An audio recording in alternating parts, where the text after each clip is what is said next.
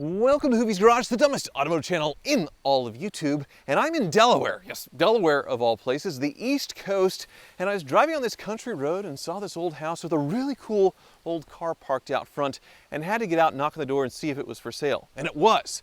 The old man said it was his brother's, he died, and I said, name your price. Whatever it is, it's not enough, and he gave me a price and I bought it. Her name's Christine apparently, and now I'm going to try and drive her over 1,000 miles back to Kansas. A car built in 1959.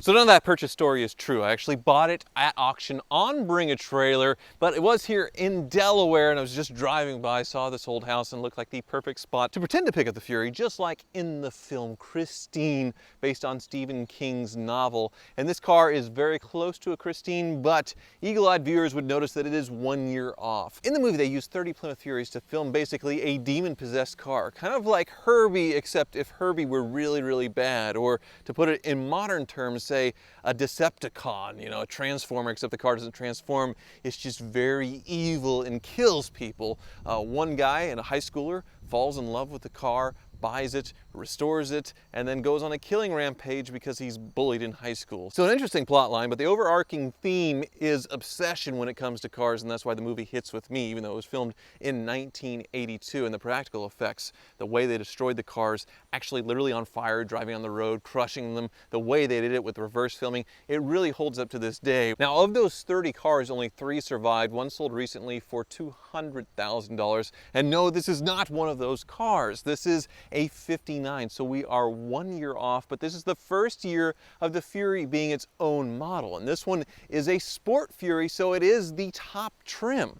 Originally it was a different color, actually baby blue, but somebody did repaint it to this Christine red and redid the interior as well, and they did a fantastic job with it. But I did buy this sight unseen, and I am going to try and drive it cross country home back to Kansas. That is over 1,000 miles. And the last time I tried to do this in an old Mopar was a 68 Charger, and it didn't go so well, mostly because of the 30-plus-year-old tires that are on this. Thankfully, these look modern. I think the date codes are somewhere around 2020, so I'm good there. Also have curb feelers, so I'm good to go. But overall, the car presents very, very nicely. But before we start the tour, I would like to thank Continental Tire for sponsoring today's video. And I just put a set of their latest Grabber HT tires on my daily driver right here, and they just feel fantastic. They offer the ultimate all-season touring tire for your crossover, light truck, or SUV. This tire isn't just tough, it's your ticket to year-round confidence on the road. Built to last and designed for maximum traction, the Grabber HT features the replacement tire monitor and visual alignment indicators. These innovative technologies help you detect tire wear early and maintain optimal alignment, ensuring you stay safe mile after mile. With sizes ranging from 15 to 22 inches, there's a Grabber HT for every adventure, big or small. And let's talk performance. It boasts best-in-class wet braking, snow traction, and tread wear. They easily outperform the competition like Firestone and Cooper, making it your go-to choice for durability and reliability. But it's not just about strength. It's about a smooth, quiet ride as well. Low road noise ensures you enjoy the journey as much as the destination. So whether you're heading off-road or cruising city streets, equip your ride with Grabber HT tires. Visit your local dealer or check us out online or click the link in the description to learn more. Grabber HT, where durability meets performance and every journey is an adventure. Thanks again to Continental Tire for sponsoring this video. The dealer McQueen Classics, they're just a consignment dealer. They don't own many of the cars, so people bring the cars to them to consign to sell, so they represent them as honestly as possible, and I think they did a good job with this one. There are a few issues, but nothing that I think will give me a problem on this long trip home. And speaking of long, look at the size of these fins. 1959 was the peak year for fins, and if you're buying a 59 Cadillac, you're paying a bunch of money. If you're buying a 59 Impala, similar. These older Mopars just aren't as desirable, and like I talked about with previous vintage cars that I bought, these antiques, these classics, the owners, the fan base of these is literally dying out, and it means there's some fantastic bargains when it comes to classic cars, and I've been way more attracted to them recently because of that, whereas the modern stuff from the 80s and 90s from when I grew up is just shooting through the roof. And since I remember when they were cheap, I'm having a hard time sort of rectifying that in my head, paying, you know, $100,000 for a air-cooled Porsche 911, where this seems a lot more interesting at $27,000. Now, engine options for the Sport Fury were the 318, 350, and then one other big engine. This one is just the normal 318. You can see it's not a fresh rebuild. It does run really well, but I do hear what I hope is an exhaust manifold tick out of the left side, some kind of exhaust leak. But I have a modern alternator, I have modern power brakes, the hoses, everything looks fresh. I have fresh oil in the engine and topped up, and I do have, as you saw, nice new tires. And this being a car from the late 1950s, it was around when the interstate highway system was coming out, so it is capable of speeds. I was able to go 65, 70, no problem. On these little Delaware roads, I can't go much faster than that, so relative confidence there, but also the interior, so dang comfortable and so cool. This pattern inside, something you would never see in any modern cars. I do have an armrest, plenty of cushion. It is a very comfortable place to be. Plymouth went the way of the dinosaur around the new millennium, but it always was a value brand, a cheaper brand below Dodge, below Chrysler. And the Fury, even though this thing does look really upscale, this was a bargain. You got a V8 luxury cruiser for an economy car price, and these things sold really well. And you did get some cool features like the push button climate control right here with this knob to go warm to cold, and the matching push button transmission on this side. Currently it's in neutral. That puts it in reverse or drive. Really cool touch there. But one knock with the 59s, and it does look pretty weird. The big fins, what you saw in the middle is the hump where you think the spare tire would sit. Well, that's just sort of a retro throwback, that Continental kit. There is no spare tire there. That is just all for looks. The spare tire is mounted where it's supposed to be, right here.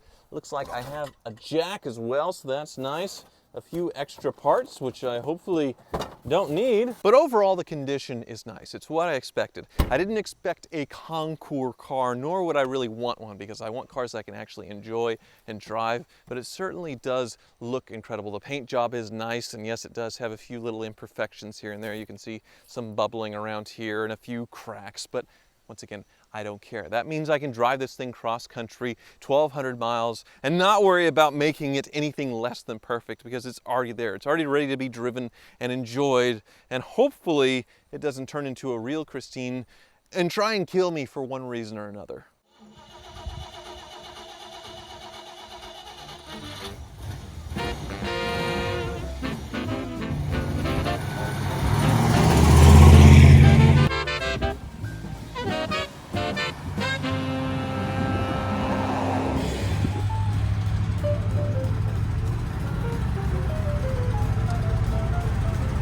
I have goosebumps, not because I am scared, but I'm just obsessed with Christine in that movie. My parents had it on VHS, so I watched it over and over and over again when I was a kid. Probably when I was too young, because it was a very violent, very curse word filled movie, and yeah, kind of scary. This one though, not that scary. Like I said, there's an exhaust manifold leak and the steering is a little vague, but overall, good power. Has no problem keeping up with highway speeds, which we're gonna do right away. But yeah, I loved Herbie the Love Bug, and that was a friendly possessed car. This is a very, very different story and a very different car. I had a Herbie for a brief period in that driving experience because it was a very worn out one. Even if it was nice, it'd still be kind of a letdown, you know, an air-cooled Volkswagen. Not all that comfortable, kind of an economy car, but it's funny to think that this Plymouth was sort of considered the same thing back in the late 1950s. This was a bargain. And you can see 60 miles an hour is no problem. I'm gonna stop for fuel in a little bit to make sure the fuel gauge is correct, because the temp gauge looks like we're overheating and about to break down, but we're not, because there's modern gauges down here. We're sitting at 180-ish degrees, so absolutely perfect there. Good volts from the modern alternator, good oil pressure. Having those aftermarket gauges gives me some confidence on this trip that I know what's going on with the car, but this is a long, long journey. But we're gonna break it up a little bit. The first stop is only 2 hours away. It's Washington, D.C. So hopefully it makes it to the first easy leg. If I can't make it there, then I won't make it anywhere, obviously. That's New York, New York. But same goes for D.C. So from the president's home state of Delaware to the White House, here we come.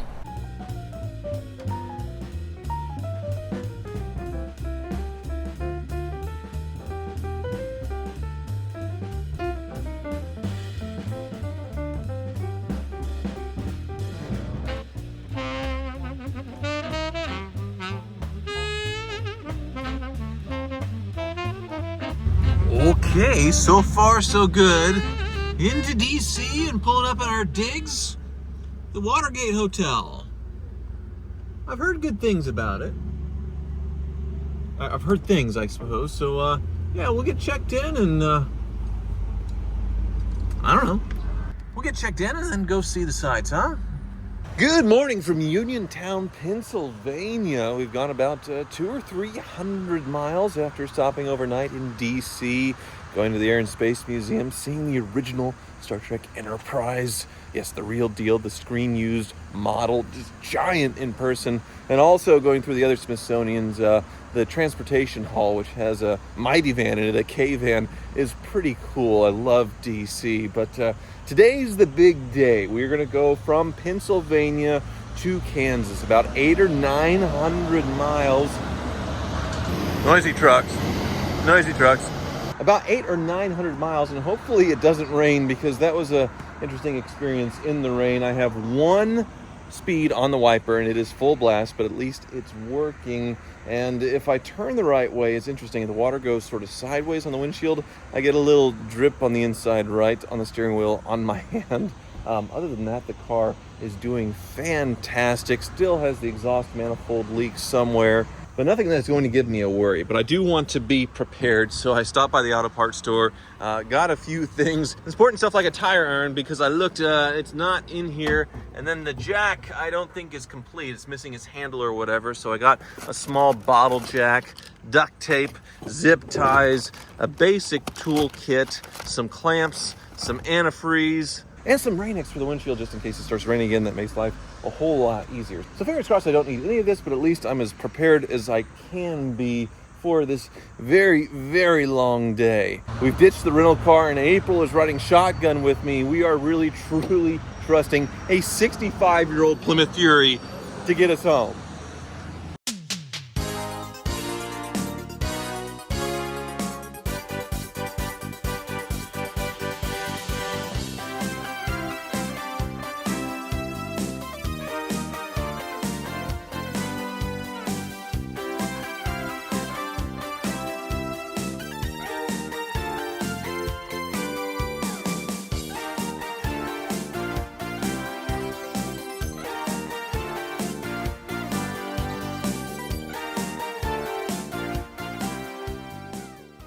I can't believe I'm saying this, but we've crossed into Kansas. It's probably been 30, 40 years since the 59 Furies crossed the country 1,000 miles in a day, and this one did it without really any problems. I can't believe it, honestly. In Indianapolis, there was a little bit of an issue. You can see, took some footage of it, overheating in traffic. It was 90 degrees. That's sort of to be expected, but not dangerously overheating. And honestly, even in that extreme temperature, I wasn't that uncomfortable with these quarter windows blowing air on me and the vent on. It's pretty comfortable and nice. I didn't find myself really wanting air conditioning all that much. I'm very surprised. The seats are not killing my back. They're very comfortable. It's just an amazing car. 1,000 miles down and 200 to go though, so anything can happen.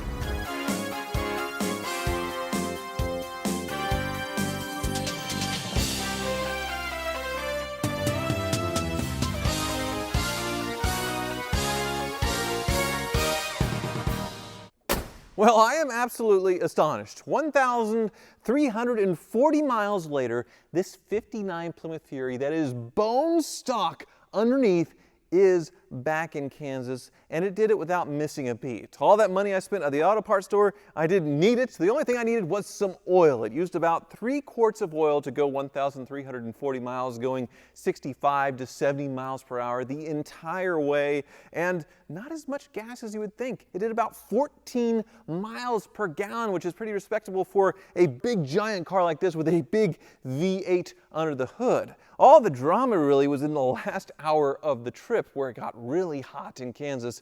I spoke way too soon about not wanting or needing air conditioning, because that last hour it dipped into the mid-90s and I got hot, and then as we got off the highway and going through the Flint Hills, which is just gentle rolling hills, the car started to get hot and angry on those uphill slants as well. Not technically overheating, but still 220, 225, sort of what we were seeing in traffic in Indianapolis. Now, if I wanted to upgrade to an aluminum radiator and maybe an auxiliary cooling fan that I could click on, say, in traffic, that would take care of those issues completely, but I think it's more or less how it's supposed to be, say, when it was new in 1959. So I am astonished and impressed and absolutely love this car. It did not try to kill me through this entire trip, and we were listening the whole way. It covered 1,000 miles.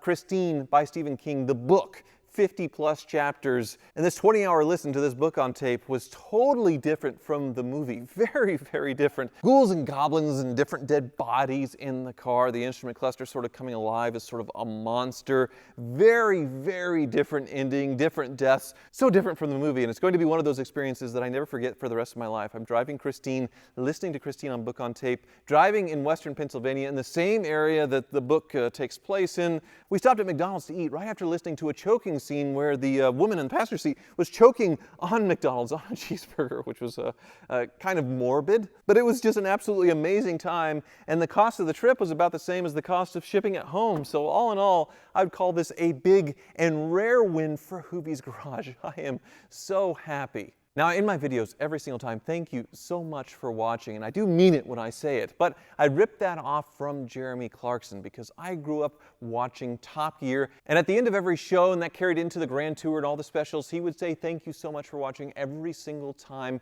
and he was my inspiration for Hoovie's Garage and the reason that I'm doing this. I grew up watching him, and my dream job was to be Jeremy Clarkson, to have a US version of Top Gear, and I was definitely dejected 15 or so years ago when they cast Top Gear US, and I wasn't a part of it, but I wasn't even doing YouTube or any kind of social media circuit at all. I was just a used car salesman in Kansas, and when that failed, I went to work at the family business, but then still messed with cars on the side and started writing, but couldn't get my foot in the door to write for automotive blogs. That is until I got to the first episode of the Grand Tour. Got a ticket to see the taping of the very first episode and met Jeremy Clarkson, Richard Hammond, James May. I dressed up like the Interceptors with a few friends, so we cosplayed the event, and they really enjoyed that. And at the end, I sent Jeremy Clarkson a tweet. Some of you know this story, but he replied to my tweet of gratitude saying, "Thank you so much for coming, and it was a pleasure to meet you." And that got my foot in the door writing for blogs, which eventually led to me making videos, and then joining Auto Trader with Doug DeMuro and riding his coattails up through YouTube to getting an offer for a TV show on Motor Trend, doing my own version of Top Gear, which led to the opportunity to do live TV coverage for Barrett-Jackson, which is coming up in a few weeks, their fall Scottsdale auction,